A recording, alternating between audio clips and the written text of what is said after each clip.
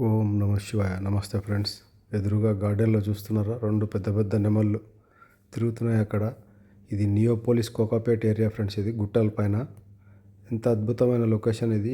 ఈ నెమళ్ళు, జింకలు, కుందేళ్ళు, అడవి పందులు తిరిగే ఏరియా ఒకప్పుడు. ఇప్పుడు అసలు వాటికి ప్లేస్ లేకుండా మొత్తం కమర్షియల్ బిల్డింగ్లు అయిపోయినాయి. నెమళ్ళు లేచిపోయింది అది నేను దగ్గరికి వెళ్ళేటప్పటికి. చూడండి, హై రైజ్ బిల్డింగ్స్, ఎటు చూసినా పెద్ద పెద్ద హై రైజ్ బిల్డింగ్స్ వచ్చేసినాయి. అసలు ఇప్పుడున్న లొకేషన్లలో ఇదే హైలైట్ లొకేషన్ అనమాట. రాబోయే రోజుల్లో మొత్తం ఒక ఫారెన్ కంట్రీ లాగా అయిపోతుంది. ఈ కొండలు గుట్టలన్నీ తిని పారేసినాయి. అక్కడ కనబడేదంతా గండిపేట ఊరు, అదేమో గండిపేట చెరువు. ఎంత అద్భుతంగా ఉందంటే ఫ్రెండ్స్, అంత అద్భుతంగా ఉంది. ఒకప్పుడు ఈ కొండల్లో నడుస్తుంటే ఎటు చూసిన వందల కొద్ది నెమళ్ళు.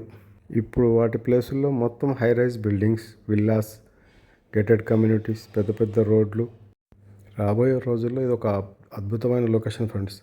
ఎందుకంటే ఇది అప్డేటెడ్ సిటీ అనమాట. ఈ అప్డేటెడ్ సిటీలో వచ్చే బిల్డింగ్స్ కానీ, రోడ్స్ కానీ మొత్తం ఒక అద్భుతాన్ని క్రియేట్ చేస్తున్నాయి. అసలు మనం ఫారెన్ పోయినట్టు ఉంటుందన్నమాట మొత్తం రెడీ అయినాక ఈ లొకేషన్కి వస్తే.